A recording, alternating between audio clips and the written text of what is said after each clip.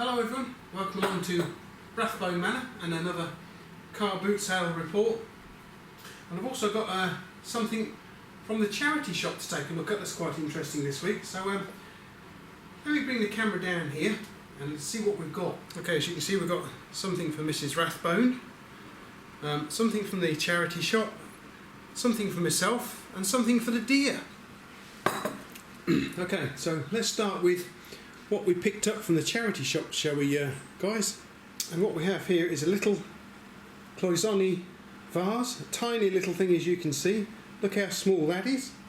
I think it's all made of brass because I did actually drop it on the floor when I got it home yesterday and it just bounced around a bit and there's no damage to it, and it is actually quite heavy too. That's what we've got underneath it. Cloisonne, well basically what it is, as you can see, as I say, it's brass, and they've got little wire inserts like these clouds. They attach to the vase itself, and then it's all filled with enamel and then fired, obviously. What a lovely little thing. I've seen them on the likes of Bargain Hunt and Dickinson's Real Deal and the other antiques programs, but I've never actually seen one in real life until I found this one kicking about in the back of the charity shop where Mrs Rathbone works, and I thought, oh, and it went out this week, went out for sale this week, and I went in yesterday, Saturday morning, and picked it up, and there it is. So that's quite a nice little thing. I quite like that. What do you think, guys? Bit of cloisonne. What should we take a look at first? Well, I think it's going to have to be the bananas, to be honest with you guys. Okay, so you're all asking yourself what a vintage tool hunter is doing buying bananas at the car boot sale. Well, I didn't actually buy them, they were free.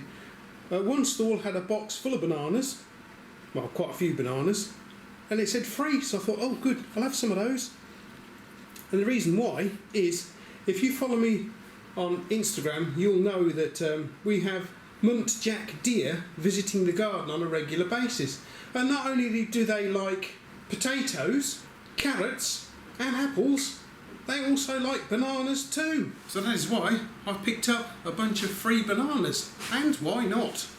Anyway, let's move along to see to have a look at what we got for Mrs Rathbone this week, shall we? Okay, so I got a trough and a couple of little bits of pottery that she can put plants in, because she really does like that quite a lot. So let's have a look at the trough first.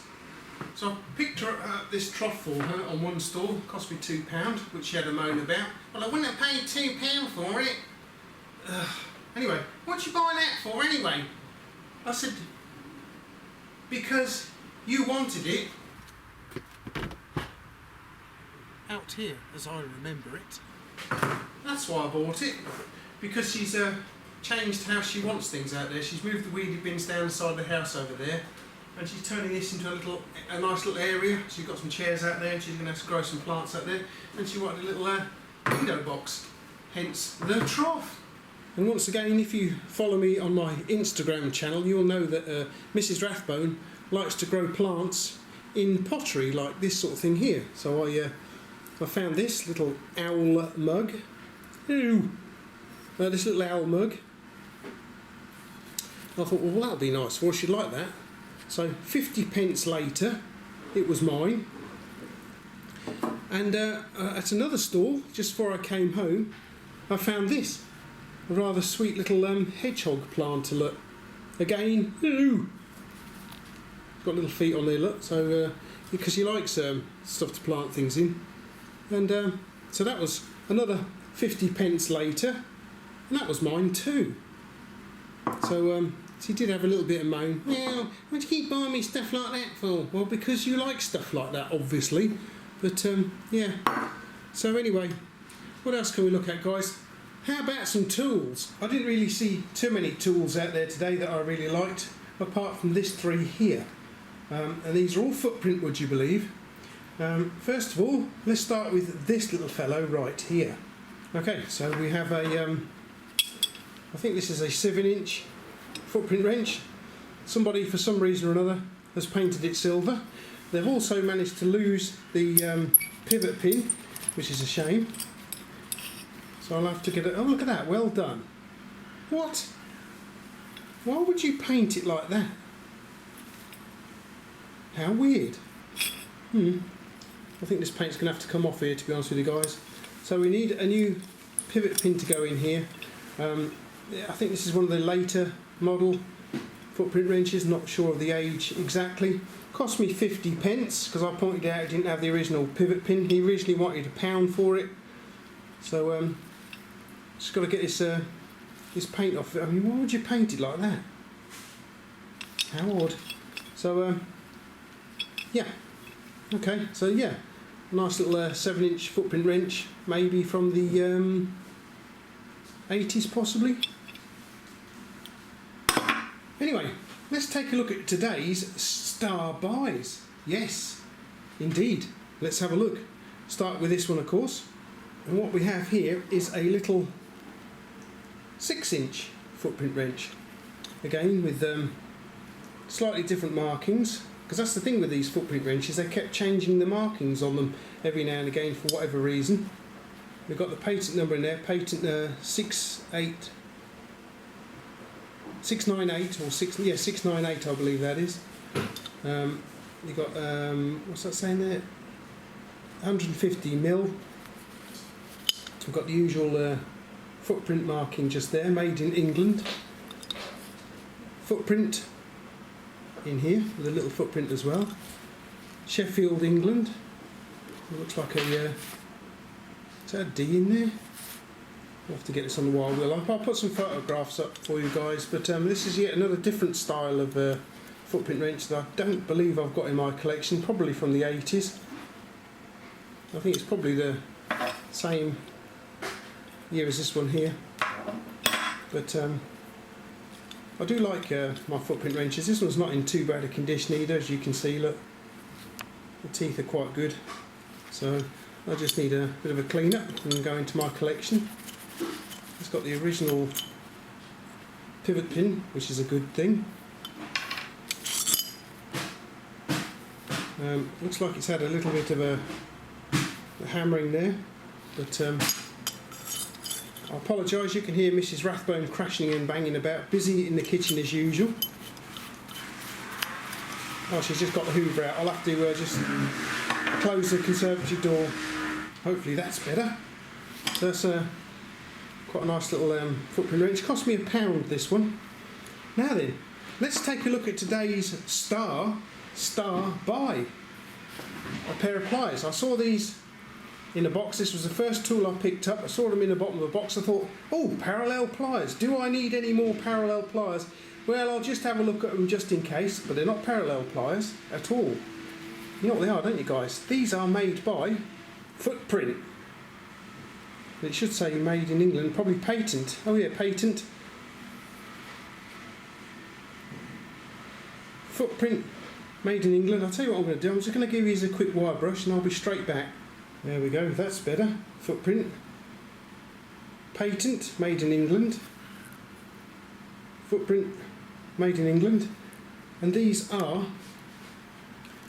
quite an early pair by the looks of it, probably from around about somewhere between 1900 and 1915 possibly, but they are of the pressed steel construction, as you can probably see just there. And they've got little inserts, probably forged inserts in the jaws. They might be riveted in, I can't really see at the moment, but if they've been riveted in, they've been riveted in very well indeed. Just need a bit of a clean up, and we've got some hashing going on inside the jaws. It's quite crude, but it is there, just on the one way, so it makes them easier to, or better to grip with really than the straight hashing you normally see. Can we see any sign of riveting here? I wonder if they've been brazed in. I can't see a sign of riveting. Well, to be quite honest, I'm not sure how they're fitted in here, because it's not obvious whether they've been brazed or riveted. They could have even been spot welded. I can't see any marks for either. But I've been after a pair of these old folded steel footprint pliers for some years actually. So when I saw these, I thought, oh, I know what they are, I'm having those. So 50 pence later, not bad at all, I thought. They were mine. And they're going to be going very nicely into my collection along with my equally as old footprint fit all pliers. These are very nice. I have a video on my channel all about these. So these are certainly going into with these fellas into my collection. They will need a bit of a go in the ultrasonic cleaning tank because they are a bit grubby, so I don't know where they've been in a barn somewhere probably. And then I'll still have to give them a bit of a cleaning over, maybe a go on the wire wheel I would imagine. And as I say, they're going to be going into my collection. That footprint also made several other different styles of these pressed steel pliers, which I shall be keeping an eye out for in the future. So maybe next year or the year after I might find them, because it takes a little while to find this sort of rarity out there, really, to be honest with you. But I'm very pleased with those. Okay, so not so much to look at this week as there was last week. I did really well on the tools last week. I'll put a link to last week's just here if you haven't seen it. Yeah, or maybe over here, possibly. Yeah, so you'll have to let me know which is your favourite of this lot here. And it can be the bananas, I don't mind that either. I like my tools, excellent. Like the little cloisonne vase. Mrs Rathbone is kind of happy with her stuff. You know how hard work she is. But yeah, so if you didn't know already, you can join me on Instagram. There we go. Some of this stuff will be appearing on Instagram. The little cloisonne vase is already on Instagram.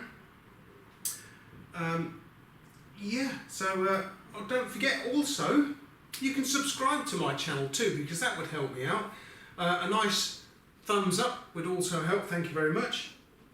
If you enjoyed it, that is. I hope you enjoy this sort of content, guys.